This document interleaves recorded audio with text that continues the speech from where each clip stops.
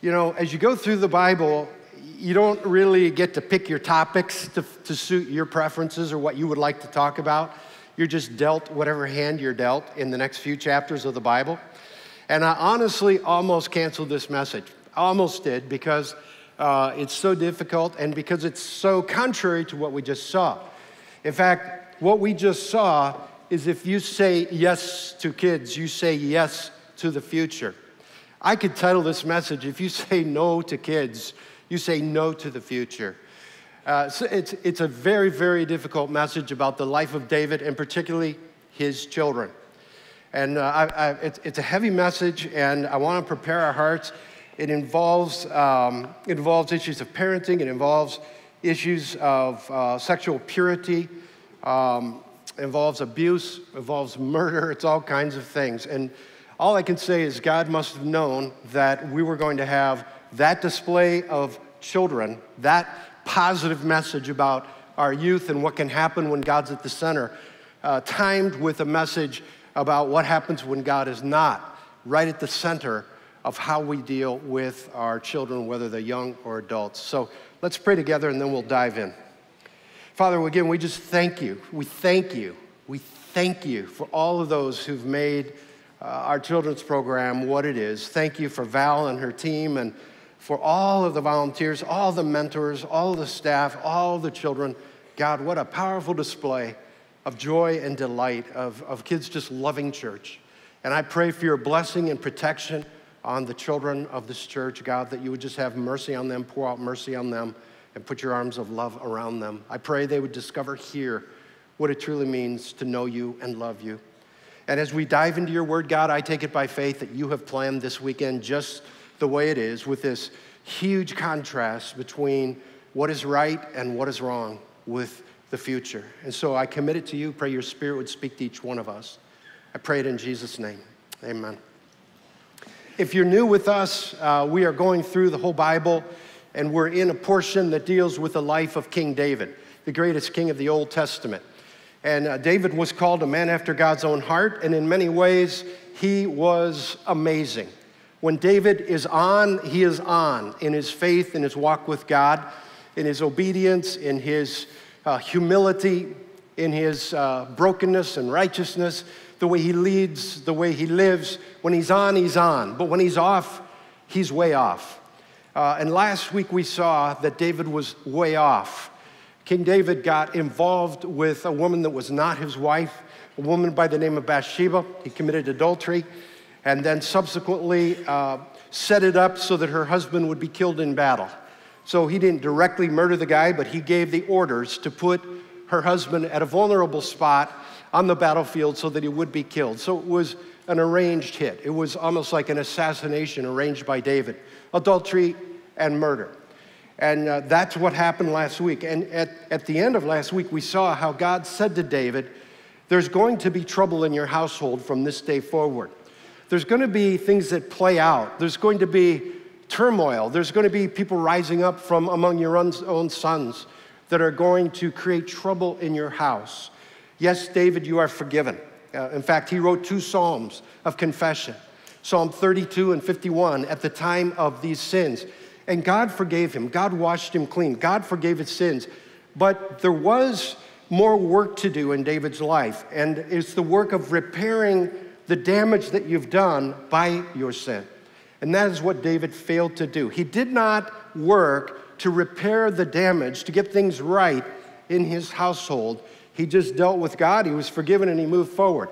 Consequently, turmoil begins to erupt immediately in chapter 13 of 2 Samuel. His oldest son, his firstborn son, is named Amnon.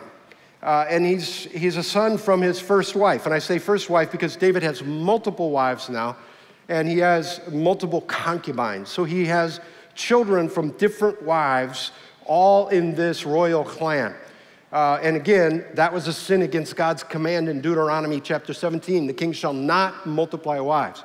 He was supposed to be a one-woman man, but he violated that. So what happens is his firstborn son gets into trouble. And here's how it reads in chapter 13. And again, I can't think of a greater contrast from what the beauty and innocence and glory of what we just saw. Now it was after this, after David's sin with Bathsheba, that Absalom, the son of David, had a beautiful sister whose name was Tamar. Absalom is David's son from his third wife. He had a beautiful sister whose name was Tamar, and Amnon, who's David's son from his first wife, loved her. And you can mark that word love because it's not actually going to be love. It's going to be something quite different. It says Amnon was so frustrated because of his sister Tamar that he made himself ill, for she was a virgin, and it seemed hard to Amnon to do anything to her. What's happening here is in Jewish law, they are not blood brother and sister, but they're half related because David is the father of both Tamar, this woman, and Amnon, this young man. But there's two different mothers going on, so they're half brother-sister. But according to Jewish law, Amnon could not marry Tamar. But he's so attracted to her, he doesn't know what to do. He simply cannot move toward another woman. And there were lots of beautiful women that a royal prince like this, a firstborn son of David, could have chosen from. But he's fixated on this one girl that's off limits. Tamar, she's beautiful, and he wants her, but she's off limits. But here's the problem. Amnon looks at his father and says, well, wait a minute. You took a woman who was off limits. In fact, you've taken multiple women who were off limits. Dad, let me count how many wives you have and how many concubines you have. And what about Bathsheba? She was another man's wife. So Amnon has seen what his father has done, and he's probably thinking, I'm the firstborn son, I'm the royal prince. What does off limits mean to a royal prince? After all, Dad took that which was off limits. So Amnon is very frustrated, and he wants what he wants instead of moving toward another woman who would have been allowable for him to delight in and to marry. But he's frustrated. He can't figure out how to get close to her. He has a cousin named Jonadab, and Jonadab says, well, here's what you should do. Pretend that you're sick, that you're very, very ill, and that you need a nurse.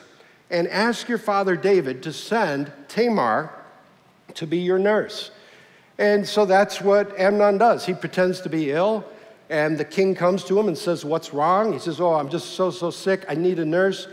And Amnon says, could you send Tamar to be my nurse? David seems to be out of touch with what's going on in the hearts of his sons and his daughters. He seems to be like, he's really involved in kingship, but in terms of family life, he seems to be woefully out of touch because it's David who gives the command for Tamar to go to Amnon and be his personal nurse. Little does David know, he is sending his daughter, Tamar, into a very, very dangerous situation with a sexual predator. That's what's actually happening. So David sent to the house of Tamar saying, go now to your brother Amnon's house and prepare food for him. Tamar is this, in this story, she's beautiful, she's innocent, she's righteous, she's godly, she's pure, she's unsuspecting, and yet she's walking into a trap set by three very unsafe men. She's got a cousin named Jonadab who's a schemer, who's trying to figure out how Amnon could get closer to that which is off limits and yet he desires. So Jonadab, her cousin, is not a safe man. Amnon, her brother, is a trap. His name means faithful. That's what his name means. And maybe Tamar thought he was a faithful man, but he's anything but faithful. He is filled with sexual lust toward this girl, and he has nothing pure in mind whatsoever. And then there's David, her father, who seems to be out of touch with what is safe for his daughter Tamar. Sure, you can go in there and be his nurse. David seems to be completely unsuspecting and out of touch. And here's innocent Tamar, three men kind of steering her into a situation that is a trap for a sexual predator. And that's what happens. She comes in, and she's serving innocently, faithfully, obediently as his nurse. He asks if she would make some cakes, bake some cakes. It says that she took dough, she kneaded it, she cooked it right there in his presence, and just dutifully and beautifully serving her brother who's ill. And then he has the servants go out, and he invites her to go into the bedroom to serve him the cakes in his bed.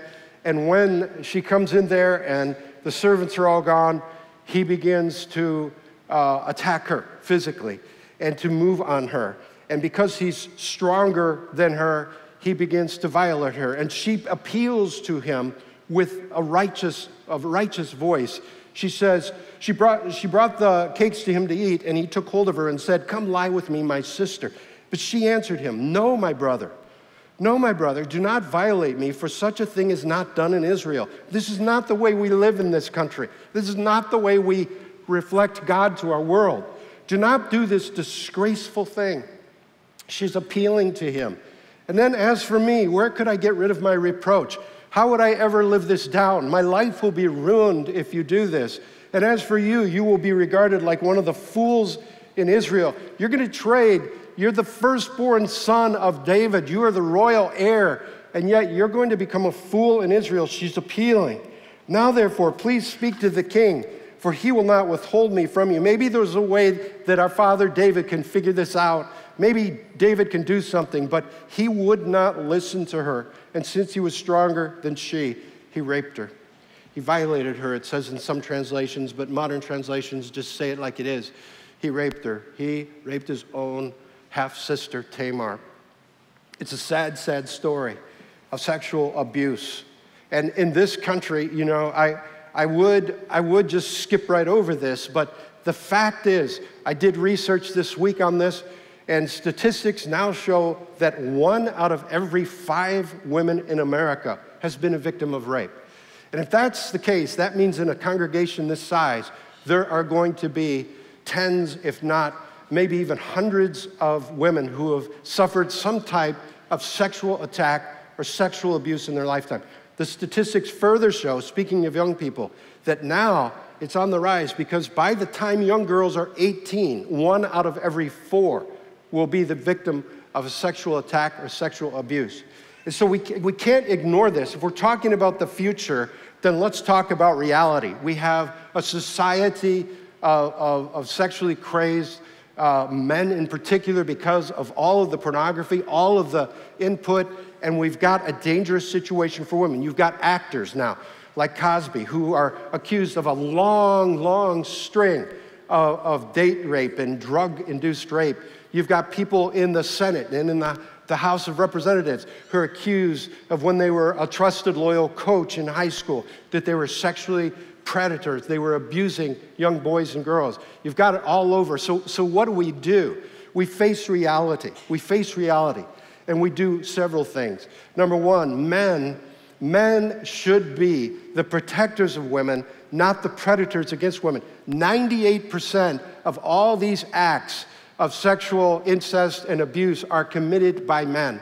And men, I want to say in this congregation, we should be the ones looking out for our women and our girls. We should be the ones protecting them. We should be ones speaking love into them so that they're not looking for love in the wrong places. We should be the ones affirming, protecting, guarding, guiding. We should be on the lookout for dangerous men. Not like David, just kind of blind. We should be the ones to say, you know what? I don't think it's a real good idea for you to go in and be the nurse for Amnon because I know Amnon and he's not in a good place right now. Men need to be the protectors, not the predators. And number two, as far as you women go, I think you just need to be way more alert, way more wary.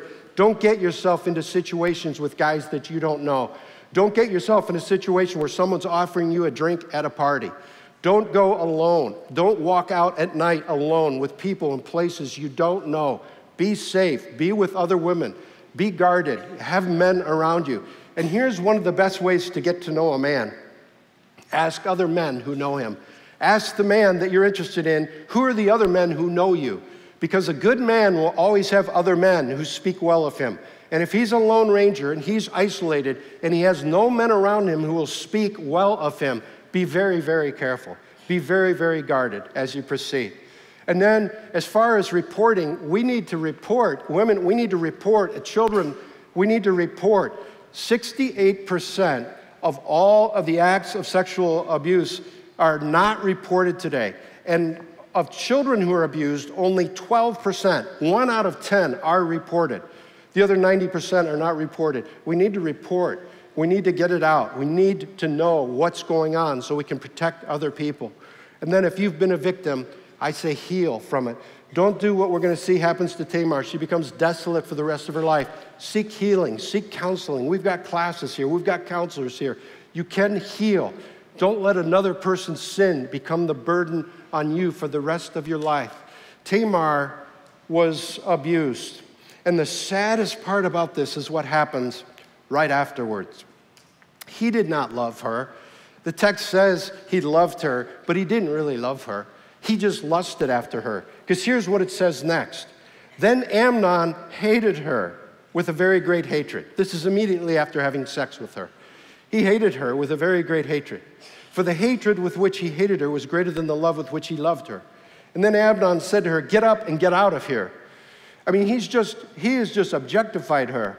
She is not a person. She has just fulfilled his lust, and it's just now, "I'm satisfied, you're done, get out of here." And Amnon said, "Get up, get away." And she appeals again, "No, because this wrong in sending me away is greater than the other you've done to me." Yet he would not listen to her. And then he called the young man who attended him and said, "Throw this woman out of my presence," and lock the door behind her. There's no story in the Bible that more sadly or better illustrates the difference between lust and love. This is pure lust. This has nothing to do with love. It's a great, great book. I've put it in your notes. It's by a guy named Josh Harris. And the book is entitled, "Sex is Not the Problem, Lust Is." It's an incredible little book for all ages, young men, older men. It's an excellent book dealing with the difference between love and lust. And in particular, it is packed with practical advice for men of all ages, how to deal with the issue of lust, how to pursue love, not lust. It's incredibly practical. It won't put you under a guilt trip, but it will help you men get this area of life under control, because sexuality is a gift, and it's a powerful gift. But when it gets off track, it's a powerful destroyer. And Tamar's life has been devastated. She goes out from Amnon's presence. The door is locked. She tears her robes. She had on these beautiful virgin garments that the virgins of Israel would wear. She puts ashes all over herself. She puts her hand on her head, and she walks the streets screaming and mourning. Her brother, her blood brother, Absalom, sees her mourning and crying. And I want you to see what Absalom, her brother, does, because it's almost as bad as what Amnon did. It's abuse of a different kind. And this is the way not to deal with somebody who's been a victim. This is the way not to treat somebody who has been abused. Here's what Absalom does. Absalom, her brother, said to her, "Has Amnon, your brother, been with you?" There's question number one, is why did he suspect that it was Amnon without her even saying anything? Why did he suspect, has Amnon been with you? And if he suspected Amnon of being an unsafe person for his sister, why did he not keep Amnon from her? Has Amnon been with you? This, to me, shows a brother who was not looking out for his sister. And then he goes on. Look what else he says. "But now keep silent, my sister. Keep silent." That's exactly the wrong thing to tell a person who has been abused. Keep silent. Bury it down in your heart. Don't tell anybody about this. Just let that seed of abuse become the defining thing in your life. Just keep silent. He should have told her to go out, and he should have gone out with her and shouted it from the rooftops. Should have told the whole nation what happened. Should have called that guy to account. Keep silent is the wrong thing to say. And then this, is he not your brother? Is he not your brother? And if I were Tamar, I would have said, no, he's not my brother, he's my rapist. He is a brother, yes, by blood, but he is my abuser. He is my sexual abuser. He has violated my humanity and my dignity. Who are you to tell me right now? Is he not your brother? So what? I don't care if your abuser is your father or your grandfather or your brother. You call them out, because at that point, it doesn't matter that they're your relative. They are your abuser. And he did the wrong thing here. Isn't he your brother? Well, so what? And then look at this. Do not take this matter to heart. Do not take this matter to heart. Really. Don't let this sink into your heart, sister. You cannot tell a person to do that. You cannot tell a person who's been violated not to take it to heart. Of course it's in her heart. It needs to be brought out. It needs to be healed. It needs to be acknowledged. You cannot do that. That's abuse of another kind. Do not take it to heart. And then the last thing that happened is it says, so she remained and was desolate in her brother Absalom's house. Final thing he did wrong is he let her stay in his house desolate. He should have promoted her healing. He should have helped her move forward. His focus should have been on her. Just be quiet. Don't take it to heart. He's your brother. And stay here in my house and remain desolate. That's not the way to deal with a person who suffered like this. You should move with that person into any path. His priority should have been the healing and well-being of his sister and bringing Amnon to justice. But that's not what happened. Instead, both David and Absalom failed to act in this situation. Here's what it says right after that. When King David heard of all these matters, he was very angry. That's it. He was very angry. Well, of course you should be angry. But isn't there something more that you do when your son has raped your daughter than just get angry? Come on, what's going on here? Well, David has lost the right to speak. He has forfeited the right to guide his family. He's angry at himself for his own failures, and now at his son for doing likewise. But he has lost the power to act because he did not repair the damage. Remember what I said at the beginning, when you do these kinds of mistakes and these sins, you can be forgiven with God. But you have to go and do some work with your family, sons and daughters. You have to repair the damage. You have to admit what you've done. You have to humble yourself. You have to rebuild trust, and you have to really work to get back the right to speak. David never did that. He was forgiven with God, but he was not really restored to his family. Therefore, he had no power to speak to his sons. So he's angry at his son, but he's also angry at himself for bringing this whole calamity into the family. And what does Absalom do? Well, Absalom, it says, he did not speak to Amnon either good or bad, for Absalom hated Amnon because he'd violated his sister.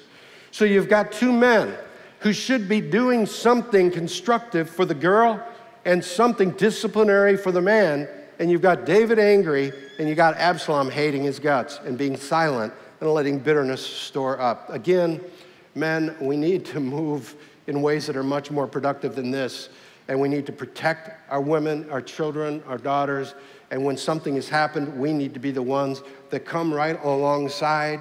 We help bring about justice, we help bring about healing and restoration, and we don't stop until those two things happen. Discipline and justice for the perpetrator, and healing and restoration for the victim. And that's our responsibility as men. These men are not doing that. These men are doing a poor job of leading this woman. Well, 2 years goes by, and finally, Absalom has a feast for all of his shepherds, and he asked David to send all of his sons to the feast, and in particular, he asked David to send Amnon. And David says, why do you need Amnon there? And Absalom says, well, it's a feast for all the brothers. Send Amnon. So David is the one that sends the order for Amnon to go to the feast with Absalom. And there at the feast, Absalom executes. He has his servants execute Amnon. And word comes back to David that all of his sons have been murdered at the feast by Absalom. But then the word comes from a man named Jonadab, the very one who set this whole thing in motion in the first place, by giving Amnon that bad advice to get close to Tamar. Jonadab comes to David and says, no, don't let my lord suppose that they've put to death all of your sons, the king's sons, for Amnon alone is dead. Because by the intent of Absalom, this has been determined since the day that he violated his sister Tamar. I just think this is sad, because Jonadab says to David, oh, he's been thinking about this for 2 years. Jonadab could have stopped something. He could have gone to David and said, look, Absalom is going to kill Amnon. You better do something. Jonadab is like a devil in this story. Jonadab is one of the worst characters in the Bible. He's the one that tempts Amnon into a situation that he shouldn't have tempted him into. And then Amnon did not help to resolve the situation over 2 years when he could have stepped in and said to David, look, Absalom's going to kill him. You better, he didn't do anything to resolve. And then he just casually reports the death of Amnon. Oh, Amnon is dead. That's like the devil. He tempts us into sin, does nothing to help us with the consequences, and then casually reports our death. He's a horrible character, this Jonadab in Scripture. So, Absalom is, he's killed Amnon. Amnon is dead. Tamar is desolate. And Absalom now flees to his grandfather's country, Talmai, the king of Geshur. He flees there and stays there for 3 full years, alienated from his father, alienated from his country. And you look at this and you go, 5 years has gone by. 5 years since the rape of Tamar. Amnon is dead. Tamar is desolate. Absalom is gone. 5 years of chaos in David's family has happened, all tied back to his own failures and his inability to restore and to repair the damage. Finally, Joab, David's commander, his general, his chief general, sees that David's heart is wanting to reconnect with his son Absalom. He sees it. And so Joab brings a woman in under the pretense of presenting a case to David to try to get David's heart to move back toward Absalom. And the woman comes in and presents a case. Hypothetically, she had 2 sons, and one rose up and killed the other, and then the one fled. And now her whole family wants to bring justice and execute the one remaining son. And so she'll have no heir, no inheritance left in Israel. And David says, I'll protect your one son who's still alive from those who want to put him to death. And then the woman turns the story and says, why are you not then protecting your son Absalom, who's like the future of the nation Israel? Without him, we have no future. Why are you not protecting Absalom and bringing him back?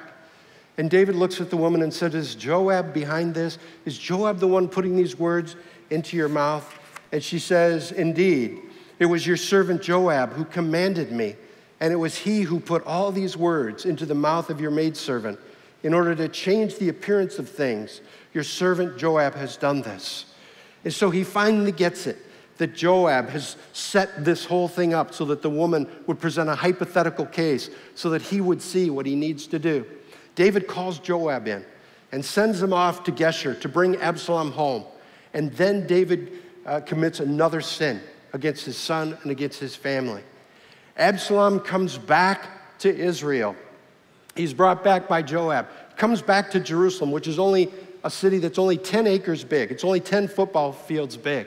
He comes back to town, and here's what it says. The king said, let him turn to his own house, but let him not see my face. Let him not see my face. So Absalom turned to his own house and did not see the king's face. And can you imagine this? You've been alienated now from your father for 5 years. You've been hurting, you're bitter, you had to take justice into your own hands.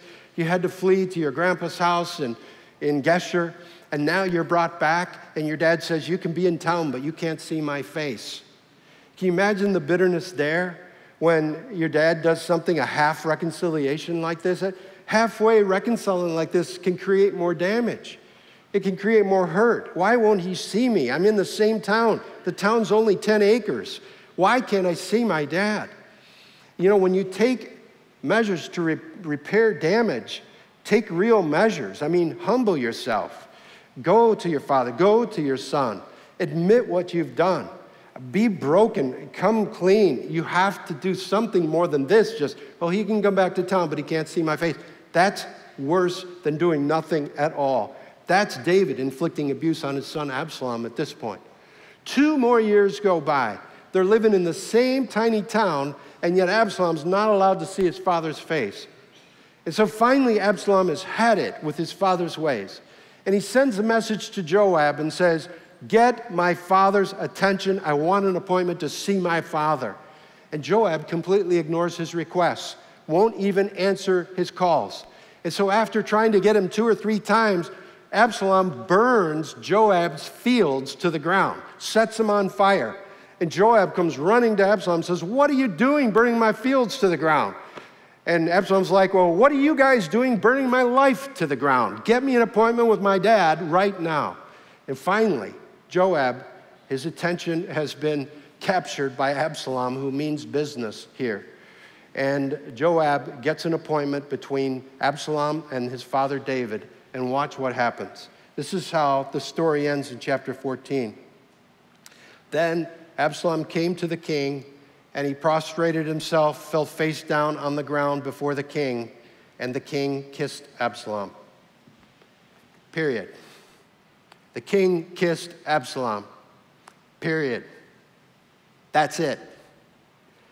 The son is face down, and the king kissed Absalom. End of story. That's it? That's all Absalom gets from his father? That's it? You know who should have been on the ground, face down? David should have fell face down before his son when his son walked in. David should have fell face down and said, I set you up. I set my son Amnon up. I've created an environment in my life of lack of sexual restraint with all of my wives, all of my concubines, and all of these children from competing lines. I set you up for lust. I set Amnon up for being out of control. I issued the command for Tamar, your sister, to go to Amnon. I'm sorry. I shouldn't have done that. I should have been more aware of what was going on in my family. I got angry after the act. I did nothing for 2 years. I'm sorry. I forced you to take matters into your own hands and defend your sister's honor. I'm sorry. And then you fled to Geshur, and for 3 years, I left you there. I'm sorry. I should have reached out to you. I should have sent messengers within a month. I should have gone there myself and pleaded for you to come back. I'm sorry I brought you back, and I wouldn't see you for 2 full years. I left you in the same town. I'm sorry, my son. You see, David gave a kiss. And to me, that's really cheap. After all that he has done and the damage he has caused, to give that son a kiss is a sin. And what you see happens as you go forward. By the next chapter, Absalom gets up from that meeting and goes out and begins to plot how to overthrow his father David. And by next chapter, Absalom's going to be out at the city gate every day trying to campaign to get the hearts of Israel to move over to him, and they will. And it will be Absalom who, in a couple more chapters, overthrows this father who kissed him and sleeps with his wives and concubines on the roof of the palace where the whole thing started years earlier. Because this son is bitter. This son is hurt. And you don't repair that kind of damage with a little kiss. And so the prophecy back when David sinned with Bathsheba was this. God said, behold, I will raise up evil against you from your own household. Well, that's beginning to happen. I will even take your wives from before your eyes. I'll give them to your companion. Translate that, your son. And he, your son, will lie with your wives in broad daylight on the roof of the palace where this whole thing started when you saw a woman that was off limits named Bathsheba. Indeed, you did it secretly. I will do this thing before all Israel and under the sun. And it was this very Absalom who would end up rebelling against his father and fulfilling all of this. You can't repair this kind of damage with a kiss. You can't repair this kind of damage with anger. You know, there's 3 takeaways from this story, and then we're going to sing a song about surrender. And I want to give you the takeaways, and they're very different for 3 different kinds of people. Number 1, if you are the kind of person who's toying with this sort of sin right now, you're toying with an affair, you're toying with pornography, you're toying, you're getting deeper and deeper into things, you're toying with doing something you shouldn't, please count the cost. Count the cost. The reason these stories are in Scripture is to show us what can happen. And God gives us these stories to warn us because he loves us. He says, if you touch that burner, you're going to get burnt. If you do this, it's going to be very difficult to recover your integrity and your family, and you could be setting up the future. You know, it's like you're saying no to kids, and you're saying no to the future. Please be warned by Scripture and count the cost before you indulge in a night of pleasure, before you jump and have that affair. The impact, well, for you, it'll be like Amnon. Your sexual lust will be satisfied. But the impact on everyone else can be lifelong and devastating.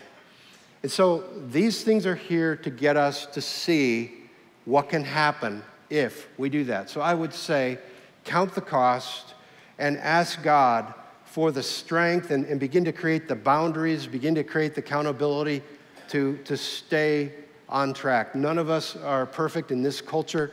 None of us can not be tempted by all kinds of things sexual. But we can live, we can stay on the right track if we create boundaries, we create accountability, and we commit to the long-term success of our clan by staying on the track. That's number one, count the cost. Number two, repair the damage. If you've already failed in this, you've already had an affair or multiple affairs, you've already gotten off track, you've already gotten immersed in pornography and you're trying to recover, you know, it's one thing for you to recover with God, and that's very quick. Psalm 32, Psalm 51, confess your sin and be forgiven. That's awesome. But then you need to work to repair the damage in your clan. And that's going to mean some humble, heartfelt conversations where you fall flat on your face before those who you love and those who you lead. It might be sons and daughters, it might be a spouse. And you admit the damage and you let them speak to you about how it has felt and what it's done to them. And you let them speak until you get it, until you really get it. And then you acknowledge what you've done. You go away and think about that, how it's impacted them, and you own that hurt, and you ask humbly for the opportunity to try again, to lead again, to love them again. And hopefully, if they're gracious and forgiving, they'll give you that second chance to exert your influence in your clan again. Repair the damage. Don't just do a quick thing with God, well, I'm forgiven, so you need to forgive me. It doesn't work that way. The other person needs more than just to forgive you. They need to get over what you have done. And it's a healing process in them. And last, if you have been a victim in any way, at any time in your life, and you have been silent, and you have been desolate, like Tamar, she remained desolate for the rest of her life. She let this one man sin, and then the sin of her father David, and Jonadab her cousin, and Absalom her brother, she let their sins define her for the rest of life. She was desolate for the rest of life. You don't have to let that happen. There are stories after stories in this church of men and women, of boys and girls who've healed because they've sought counseling, they've sought inner healing prayer. That can happen. Don't let someone else's sin make you desolate for the rest of life. Seek a counselor, seek a pastor, begin to open up. Do not remain silent. Open up and begin to process it, because God can heal anything. God can heal the deepest hurts and the deepest wounds if you'll let him. Lord, I just commit again this message to you. We think about the future of our kids, and we think about how joyful and delightful and glorious it can be when they're learning to love you and walk with you and be safe and be protected. And yet, God, the other side of this whole story is a very dark, difficult reality in our culture, that young people are being hurt and being messed up and being abused and being set up for failure. So God, we acknowledge both sides of this. We have the ideal and we have the real. And God, somewhere between those two, we want you to help us to walk in a way that's pure and that's right, that's lovely, that's holy. And I pray for healing in this congregation. I pray for men that are struggling. I pray, God, you would bring healing and strength.